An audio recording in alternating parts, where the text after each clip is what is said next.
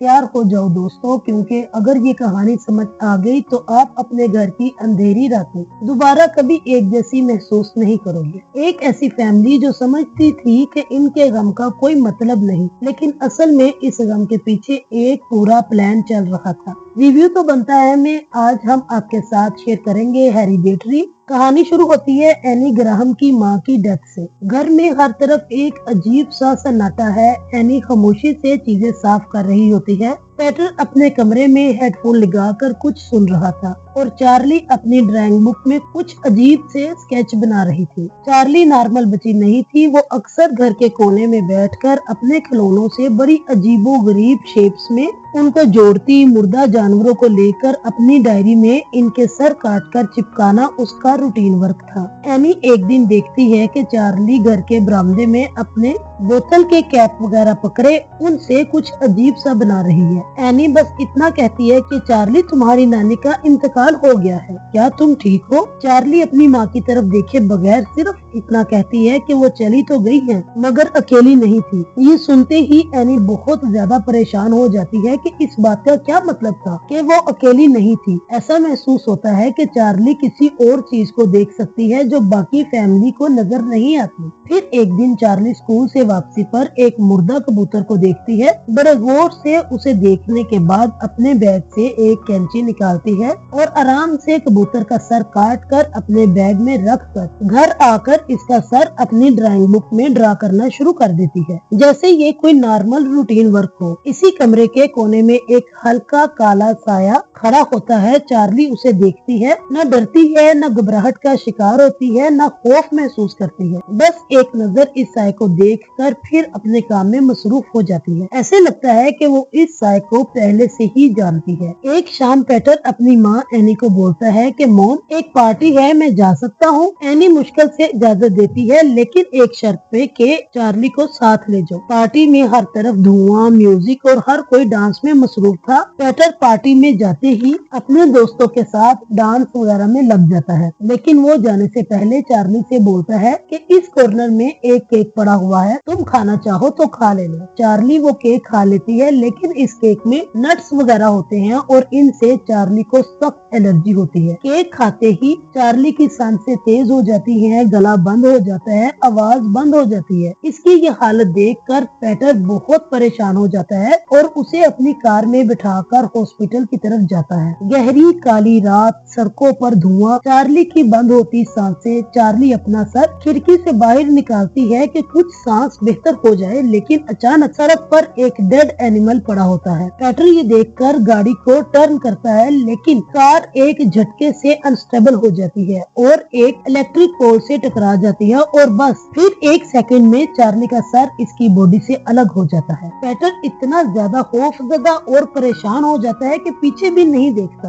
आंखों में सिर्फ एक खौफ और आंसू। वो कार को घर ले जाता है, चेहरे पर मौत का सन्नाटा। वो आंखों में आंसू लिए कार से उतरता है और सीधा अपने कमरे में जाकर बेड पर लेट जाता है। वो इतना खौफजदा होता है कि हिल भी नहीं पाता। सुबह जब एनी गैराज में गाड़ी को देखती है तो चार्ली की डेड बॉडी देखकर चीखना रोना शुरू कर देती है। पेटर कमरे में अपनी माँ के रोने की, चीखने की आवाजें सुनकर पत्थर का बन जाता है। उसे ऐसा लगता है कि वो जैसे मर गया हो। कुछ दिनों बाद एनी की मुलाकात एक जॉन नामी औरत से होती है, जो उसे कहती है कि वो अपने मरे हुए बेटे की रूह से बात कर सकती है। एनी हैरान हो जाती है, लेकिन दुख इंसान को कमजोर कर देता है। एनी ने भी अपनी तरफ से कोशिश की। वो रात को टेबल पर बैठी, चार्ली की चीजें रखी और वही कुछ पढ़ा जो जॉन नामी औरत ने उसे बताया था। एकदम से कमरे की हवा ठंडी हो जाती है। टेबल हिला, पेंसिल खुद ब खुद लिखने लगी। एनी की आंखों से आंसू बहने लगे। वो बोली, चार्ली, क्या ये तुम हो? एनी को सच में लगा कि चार्ली की रूह वहाँ मौजूद हो, लेकिन ये सब कलमात वगैरह नॉर्मल नहीं थे। एक बहुत पुराना डार्क प्रैक्टिस थी जो जॉन ने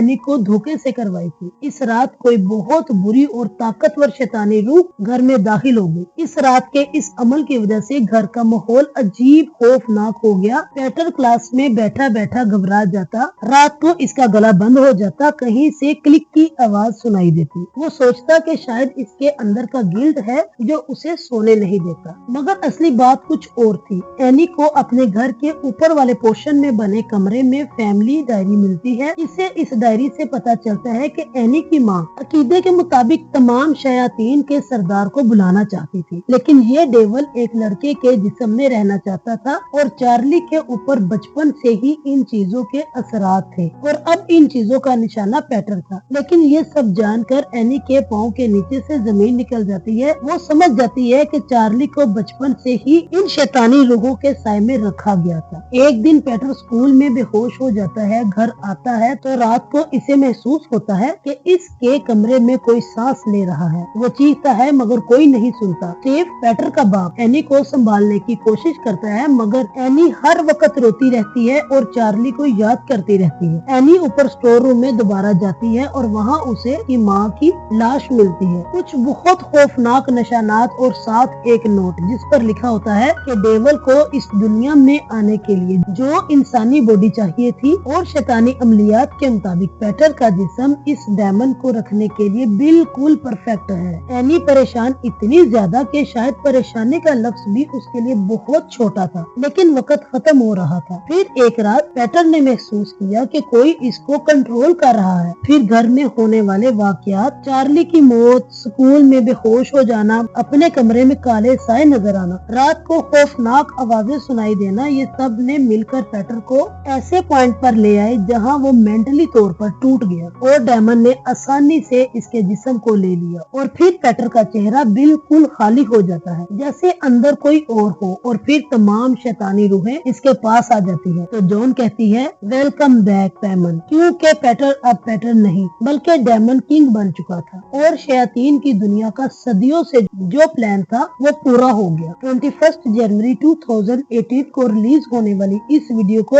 एरी एस्टर ने डायरेक्ट किया, जिन्होंने इससे पहले सिर्फ शॉर्ट मूवीज डायरेक्ट की थी। हेरिडेटरी इनकी पहली बड़ी हॉरर मूवी थी और ये पहली मूवी इनकी इतनी ज्यादा हिट हो गई कि इनको न्यू हॉरर मास्टर बोल दिया गया। और मजे की बात तो ये है कि इन्हें जब इस मूवी को डायरेक्ट करने की ऑफर की गई, पहले तो वो ये समझे कि ये मूवी एक ऐसे खानदान की कहानी है जो बहुत दुखी लाइफ गुजार रहे हैं, लेकिन फिर आहिस्ता आहिस्ता हॉरर एलिमेंट्स डालेगी और फिर ये इतनी ज्यादा हॉरर मूवी बन गई कि जब इसे टेस्टिंग के लिए थिएटर में पेश किया गया तो लोग रोते हुए बाहर आए, क्योंकि वो इस कदर खौफजदा हो गए थे। चार्ली का जो कटा हुआ सर इस मूवी में दिखाया गया। इस शूट को और भी ज्यादा रियलिस्टिक बनाने के लिए मूवी की टीम ने एक रियल डेड एनिमल का सर स्टडी किया और फिर इसको केयरफुली देखा। फिर इसके डिजाइन को फॉलो करके चार्ली का फेक हेड बनाया गया। एक्टर एलेक्स वुल्फ ने कहा कि इस मूवी के कुछ सीन्स करने के बाद ही वो डिप्रेशन का इतना ज्यादा शिकार हो गए थे कि इनको डिप्रेशन के